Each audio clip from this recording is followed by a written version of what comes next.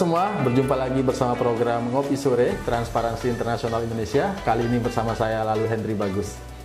Nah teman-teman, belakangan ini kita mendengar banyak sekali kasus korupsi, terutama di sektor BUMN yang berseliweran di media sosial, bahkan di media nasional ya. Ini berkaitan dengan keterlibatan para petinggi BUMN, bahkan direktur BUMN dalam kasus korupsi yang melibatkan dan mengakibatkan kerugian besar kepada keuangan negara. Banyaknya kasus korupsi di BUMN ini tidak lepas dari keterlibatan oknum-oknum BUMN yang menyalahgunakan kekuasaannya. Atau apakah BUMN ini hanya digunakan untuk mengeruk keuntungan bagi oknum-oknum BUMN tersebut? Atau mungkin karena sistem anti korupsi yang tidak berjalan dengan optimal di BUMN. Nah, untuk membahas ini semua, bersama kita di sini udah bergabung Mas Bagus Pradana. Selamat sore Mas Bagus. Selamat sore Mas Hendri. Iya, gimana kabarnya, sehat ya? Alhamdulillah sehat. Oke. Menarik nih Mas, berbagai kasus yang sekarang kita dengar tentang keterlibatan petinggi BUMN dalam kasus korupsi. Ya. Kira-kira apakah memang BUMN ini menjadi ladang untuk mengeruk keuntungan bagi oknum-oknum petinggi BUMN ini, atau memang ada kesalahan dari sistem yang kurang optimal di BUMN tentang pemberantasan korupsi itu sendiri? Bagaimana Mas? Ya, bila menyimak data ya, memang miris kondisi BUMN kita. Seperti data KPK yang dikeluarkan dari tahun 2004 hingga 2022, itu sektor bisnis menduduki peringkat pertama, sektor yang paling banyak terlibat kasus korupsi. Nah, di sini bisnis itu ada perusahaan yang dimiliki oleh negara, ada yang swasta seperti itu. Nah, dari data KPK itu ada sekitar 399 tersangka korupsi yang berlatar belakang pelaku usaha. Dan dari 399 itu ada sekitar 129 tersangka yang mana itu merupakan jajaran direksi dari BUMN dan BUMD. Ya, kondisi yang sama juga terjadi di BUMD Mas Hendri. Jadi BUMD di Indonesia itu masih rentan terhadap praktik korupsi, kerap mengalami kerugian terus-menerus. Transparansi dan akuntabilitasnya juga masih minim. Kemudian masih marak praktik rangkap jabatan dan buruk terkait uji kelayakan pimpinan BUMD. Kalau merujuk data Stranas PK dari BUMD di Indonesia itu ada sekitar 1051. Ini data dari Stranas PK. Nah, dari 1051 itu ada 239 BUMD. Mereka tidak punya satuan pengawas internal.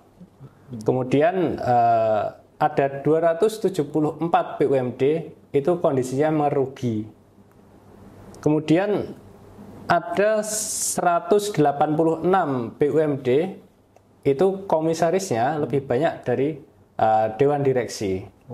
Dan yang agak miris adalah ada 291 BUMD itu dalam kondisi sakit ya, dia merugi dan memiliki ekuitas yang negatif seperti itu. Banyak sekali ya Mas ya. Kalau misalkan di BUMN itu sendiri itu apa sih Mas yang paling lemah itu? Dari sektor mana biasanya itu korupsi itu bisa masuk ke BUMN itu? Kalau untuk BUMN sendiri, korupsi yang terbanyak itu ada di aktivitas procurement atau pengadaan barang dan jasa, yang mana bentuk kasusnya yang paling banyak itu adalah kasus suap atau penyuapan. Masih merujuk data KPK per Juni 2023 itu ada sekitar 948 kasus suap yang telah ditangani KPK. Iya.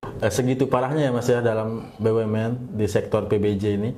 Kira-kira selain memang diperlukannya undang-undang PBJ untuk mengatur permasalahan ini, apa sih Mas yang bisa dilakukan dari dalam internal perusahaan itu sendiri? Misalkan BUMN itu kira-kira ada nggak sih sistem yang mereka harus terapkan untuk mengawal lah anti korupsi di BUMN itu supaya jadi lebih baik lagi? Ya, kalau berbicara mengenai cara meminimalisir atau preventive actionnya itu sebenarnya sudah ada. Salah satunya adalah dengan menerapkan ISO 37001 2016 atau Sistem Manajemen Anti Penyuapan (SMAP). Nah, Sistem Manajemen Anti Penyuapan ini merupakan sebuah instrumen internasional ya, untuk mencegah terjadinya praktik-praktik korupsi terutama di perusahaan. Ngomong-ngomong tentang SMAP nih Mas, apa sih SMAP itu? SMAP merupakan Sistem Manajemen Anti Penyuapan. Oh iya. Nah, ini merupakan instrumen internasional yang tujuannya untuk mencegah terjadinya praktik korupsi terutama di perusahaan. Nah, ada 3 prinsip yang bisa diterapkan. Yang pertama adalah terkait komitmen perusahaan, memastikan komitmen terutama pimpinan perusahaan untuk terkait implementasi program-program anti korupsi. Yang kedua, memastikan perusahaan mengimplementasikan program-program tersebut. Program-program anti korupsi itu seperti aturan tentang gratifikasi, konflik kepentingan, perdagangan pengaruh, donasi politik, transparansi pengadaan barang dan jasa, dan penerapan whistleblower system atau sistem pelaporan pelanggaran tindak pidana korupsi. Iya. Berarti sistem SMAP ini apakah sudah diterapkan di BUMN atau belum Mas? Atau memang sudah diterapkan dan memang tidak berjalan dengan baik begitu? Kalau untuk dunia usaha atau bisnis, sistem ini wajib dimiliki oleh perusahaan, entah itu BUMN maupun swasta, seperti itu. Berarti hanya implementasi sistemnya saja yang belum berjalan dengan maksimal? Ya, pada kenyataannya memang masih minim penerapan sistem ini. Mungkin sudah banyak perusahaan yang sudah menerapkan sistem ini, tapi itu hanya sebatas formalitas. Dalam artian kalau kita ukur implementasinya masih banyak yang minim. Berarti kayak formalitas sekedar biar dicap sebagai perusahaan yang bersih begitu ya? Ya, sekedar mereka memiliki sertifikat ISO-nya seperti itu. Oh iya.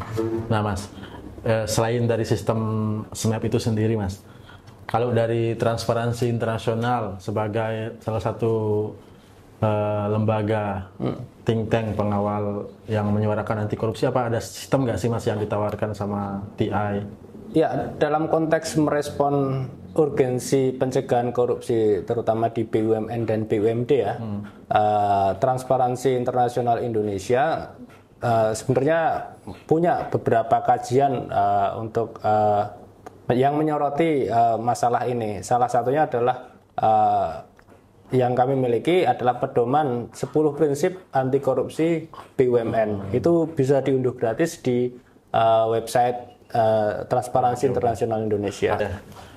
Nah, selain dari 10 prinsip yang dimiliki oleh TI dalam mengawal isu transparansi dan akuntabilitas di sektor swasta terutama BUMN, Mas, ada nggak sih yang sudah dilakukan oleh TI sendiri, itu seperti apa? Oke, untuk tahun ini Transparansi Internasional Indonesia tengah berkolaborasi dengan PT PLN dan Pelindo. Bahkan untuk PLN ini merupakan tahun ketiga, merupakan MOU yang ketiga dalam rangka penguatan integritas dan transparansi bisnis perusahaan. Nah, dalam konteks SMAP yang sudah tadi disebutkan melakukan MOU dengan PLN dan Pelindo, apa yang teman-teman TI lakukan gitu untuk dalam proses tersebut? Apakah mendampingi PLN untuk memperbaiki sistem atau seperti apa, Mas? Ya, mendampingi rekan-rekan di PLN terkait untuk penerapan sistem, sekaligus kita terlibat dalam evaluasi pelaksanaan SMAP di PLN dan Pelindo. Kemudian kita juga ada training integritas. Training integritas untuk karyawan-karyawannya? Iya, untuk direksi, jajaran direksi dan karyawan. Dan kawan-kawannya, nah, Mas. Selain dari penerapan SMAP dan 10 prinsip anti korupsi yang dilakukan oleh TI Indonesia tadi, aku pernah dengar satu produk TI yang bernama Track. Nah, kira-kira Mas bisa jelasin nggak Track itu apa sih, Mas? Ya, Track ini merupakan kepanjangan Transparency in Corporate Reporting. track ini merupakan instrumen penilaian anti korupsi internasional yang dikembangkan oleh Transparansi Internasional untuk menilai transparansi kebijakan dan implementasi program-program anti korupsi di perusahaan-perusahaan. Oh iya. Apakah itu termasuk juga di BUMN dan BUMD yang lebih ini lagi di bawah? Untuk di Indonesia sendiri sebenarnya Transparansi Internasional Indonesia sudah melakukan penilaian track ini sejak tahun 2017.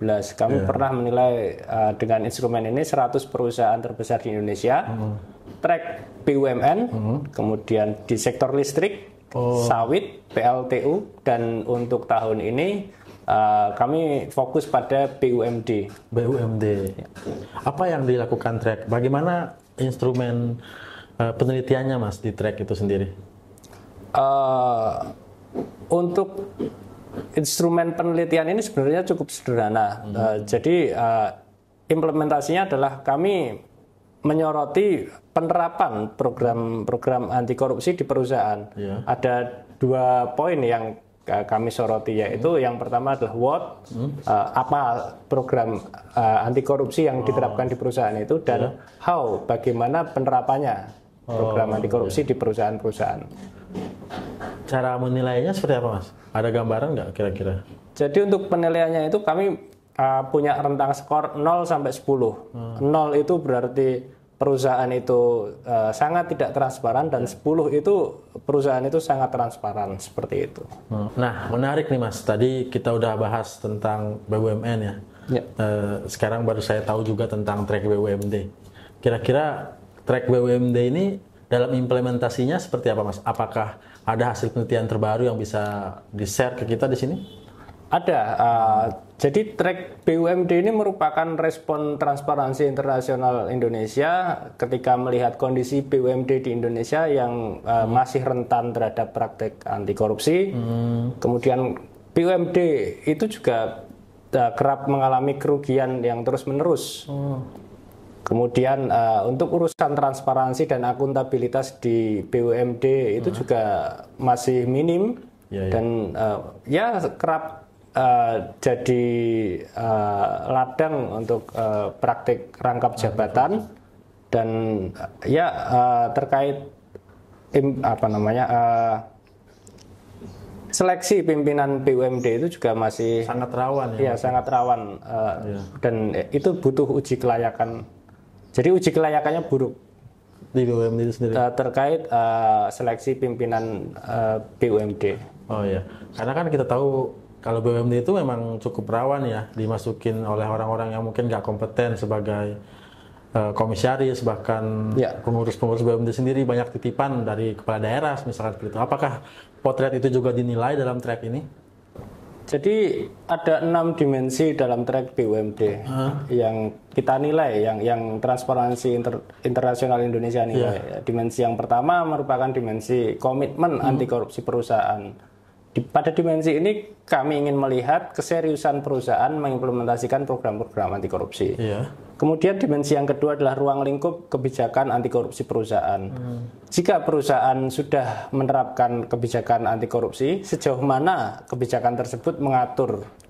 Apakah hanya di lingkup internal perusahaan atau hingga ke pihak-pihak eksternal seperti dalam pengadaan barang dan jasa dan lain sebagainya. Kemudian dimensi yang ketiga adalah pengungkapan kebijakan internal. Pengungkapan kebijakan internal ini berkaitan dengan kami ingin memastikan apakah perusahaan memiliki kebijakan anti korupsi atau tidak, seperti aturan gratifikasi, praktik nepotisme, perdagangan pengaruh, dan lain sebagainya. Terus yang keempat itu adalah pengangkatan pimpinan, pemberian donasi politik, dan CSR. Selanjutnya adalah sistem pelaporan pelanggaran atau whistleblowing system. Kemudian program pelatihan dan pemantauan anti korupsi. Jadi 6 dimensi ini yang kita nilai dalam track BUMD. Track BUMD. Nah, BUMD itu kan banyak banget se-Indonesia gitu. Cara teman-teman TI dalam menilai itu seperti apa, Mas? Apakah ada batasan penelitiannya sendiri atau seperti apa? Iya, untuk studi track BUMD ini kami melakukan karena banyak banget ya BUMD di Indonesia, maka kami untuk saat ini hanya melakukan pemantauan terhadap 47 BUMD di 5 provinsi di Indonesia. Itu ada di Provinsi Sumatera Utara, Provinsi Jawa Timur, Provinsi Nusa Tenggara Timur, Sulawesi Selatan, dan Jakarta, DKI Jakarta. Nah, dari pengalaman penelitian di 5 provinsi tadi, apa yang bisa Mas Bagus ceritakan di sini? Bagaimana sih respon mereka ketika diteliti? Ada yang protes atau hasilnya bagus semua atau bagaimana? Ya, untuk hasilnya cukup beragam ya, tapi temuan kami rata-rata skor BUMD di Indonesia, khususnya di 47 BUMD itu masih minim. Rata-rata ada di capaian 2,73 kalau dari rentang skor 0 sampai 10 tadi. Berarti rendah sekali. Iya, masih relatif rendah. Dan untuk transparansinya masih bisa dikategorikan buruk. Iya. BUMD terburuk boleh di-spill? Banyak. Oh, banyak. Ya, BUMD terburuk banyak. Kalau yang terbaik? Kalau yang terbaik untuk dari 47 perusahaan tersebut ada Transjakarta, itu ada pada skor ada pada skor 7,29. Seperti itu. Yang kedua, ketiga terbaik dari Jakarta juga jangan-jangan? Iya, masih dari Jakarta juga. Iya. Nah, Mas Bagus kan kemarin melakukan diseminasi di 5 kota. Bagaimana sih respon BUMD yang diteliti oleh TI dalam produk track ini tuh? Kan nggak semuanya baik ya. Ada yang seperti tadi disebutkan nilainya cuma 2 per sekian. Seperti apa, Mas? Responnya beragam, Mas Hendri. Jadi kan dari 47 perusahaan itu ada 14 BUMD yang ya masuk kategori cukup baik lah terkait transparansinya. Kemudian 4 BUMD cukup buruk dan ya mayoritas atau sangat buruk lebih banyak lagi. Ya, setengah, ada 29 BUMD itu masuk kategori buruk terkait transparansinya.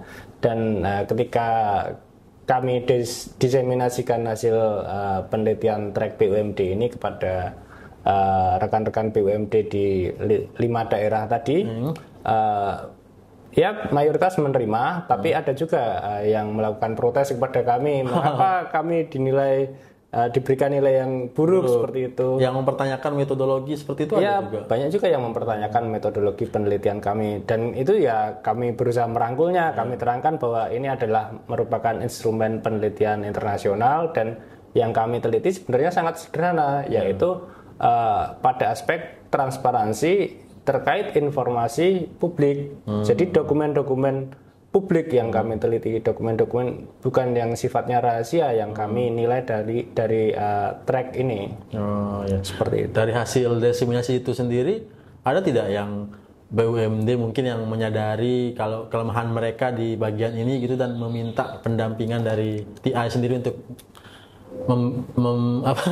membantu mereka untuk memperbaiki sistem, itu ada nggak, Mas?